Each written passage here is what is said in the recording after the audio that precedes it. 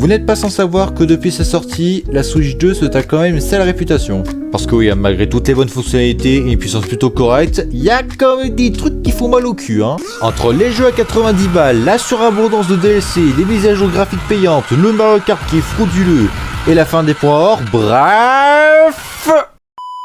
Et parmi tout ça, il y a un jeu qui a un peu passé sous la trappe, j'ai l'impression, et son nom c'est Dragon Drive. Alors faut savoir que ce jeu à la base c'est une sorte de démo pour le mode souris des Joy-Con 2, tellement impopulaire que les seuls mecs qui en parlent c'est juste pour descendre la console, c'est aberrant.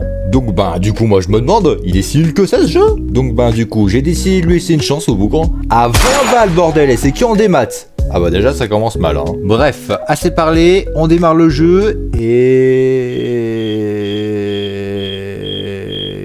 Pourquoi il y a personne? Mais il est mort ton jeu, putain! Ah ouais, ça fait même pas un mois que le jeu est sorti qu'il y a déjà personne dessus. À part lui là, non mais regardez-le! Oh le sans amis! Bon c'est pas grave, je vais faire un petit mini-jeu pour le fun, tiens.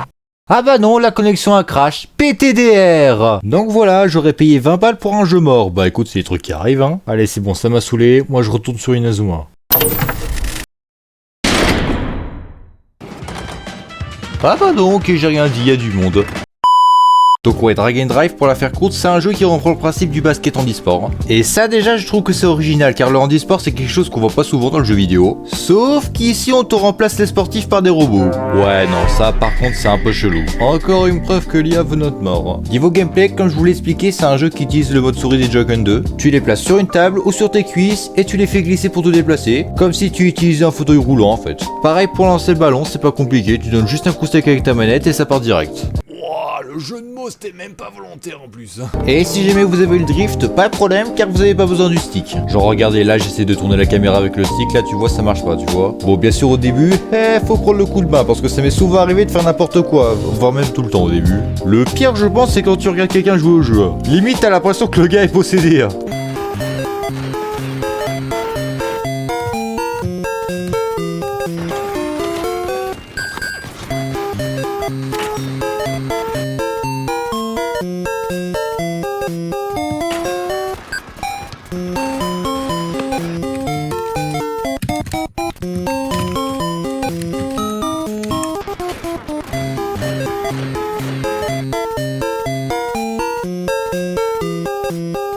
Frérot, tu es cringe. Bon, sans être de mauvaise foi, je pense que t'as compris le délire, hein. Avant de se lancer sur la piste, il faut déjà créer notre joueur. Et clairement, il y a de quoi faire, hein. Attends, tu pouvais pas le mentionner avant de parler du Ta gameplay. gueule, c'est la première fois que je fais une vidéo de ce style-là, donc j'ai le droit de faire les erreurs, ok? Alors, je vous arrête tout de suite, ça reste moins poussé que dans un Tekken 8, Pokémon Zeta ou Inazuma, mais ça reste suffisant. Entre le maillot laiteux que tu peux changer de couleur, le casse produit par tes mines, les grosses mains d'euro autour de ton daron, et le numéro de ton maillot, bref, je pense qu'il y a de quoi faire. Ne faites pas genre, hein, c'est un petit détail, mais ça reste cool. Et ça s'arrête pas là parce que t'as choix entre 3 postes sur le terrain. Déjà on a le pivot qui fait office de poids lourd. Et grâce à son poids, il est ultra résistant, ce qui fait que ce sera très compliqué de lui voler le ballon. Mais en contrepartie, par contre, il est super lent par contre. Donc bon courage pour vous déplacer avec lui, vous allez vous exploser les mains, c'est moi qui vous le dis. Hein. Et en deuxième, t'as le meneur qui est très léger, mais en contrepartie, il est ultra maillable et ultra rapide. Mais qui au moindre contact se fait dégager encore plus vite que le méchant dans Donkey Kong Bonanza. Personnellement, je me suis pas embêté, j'ai pris le troisième choix, un simple et libre éviter de se prendre la tête, qui lui a des stats plutôt bien équilibrés. Ce mec n'a pas de goût. Ta gueule!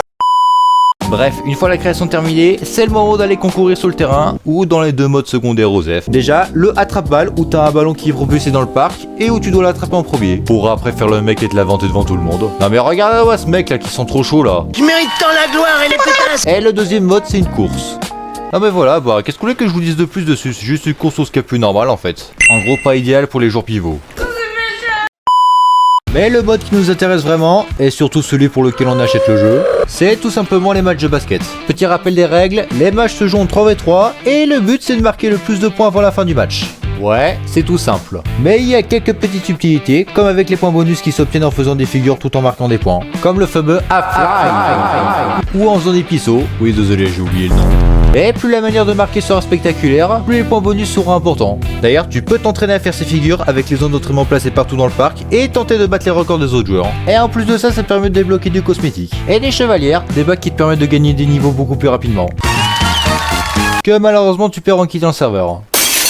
De toute manière, si tu joues la semaine, t'as aucune excuse pour pas les faire, car pour rappel, personne ne joue à ce jeu la semaine. Soit parce que les gosses sont à l'école, ou soit parce qu'ils sont en train de jouer à Mario Kart ou à Inazuma, qui sont beaucoup plus amusants, je pense. Oui, je sais, je vous casse les oreilles avec Inazuma, je sais. Et c'est juste ultra satisfaisant quand t'arrives à sortir tes figures en plein match pour pouvoir te la péter devant tout le monde comme ça, voilà, faire le beau gosse. Surtout quand tu vois le level des mecs en face. Non mais regardez-moi ça, comment il fait lui? Non mais regardez-moi ce mec avec toutes ces chevalières là, ça fait 3 games de suite il gagne, et sur les 3 modes en plus. C'est abusé. Je mérite tant la gloire et... Oh ça va, on a compris, c'est bon là.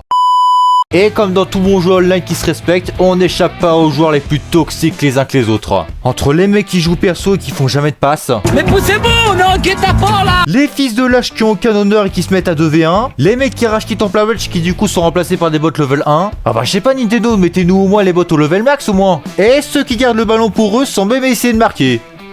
Bon ok ça j'avoue j'en fais partie. Et on fait tourner les serviettes comme des petites girouettes. D'ailleurs, excellente transition pour parler de la raison pour laquelle je suppose que vous avez cliqué sur cette vidéo. Les défauts. Alors déjà, premier point, le visuel du jeu. Alors attention, je suis pas là pour chier sur les graphismes, me rabaissez pas au hater de Pokémon et de Metroid s'il vous plaît. C'est plutôt correct, et même si c'est pas révolutionnaire, c'est pas vraiment ce qu'on demandait au jeu à la base. Non, le vrai problème avec le visuel, bah c'est que ça ressemble pas du tout à un jeu Nintendo quoi. Le design n'est pas du tout inspiré, les couleurs sont ternes, quand tu compares à ce que Nintendo nous a habitués, c'est pas terrible. Pareil pour les musiques qui sont ultra génériques tellement elles se ressemblent toutes. Ah non mais je déconne pas, hein, écoutez-moi ça.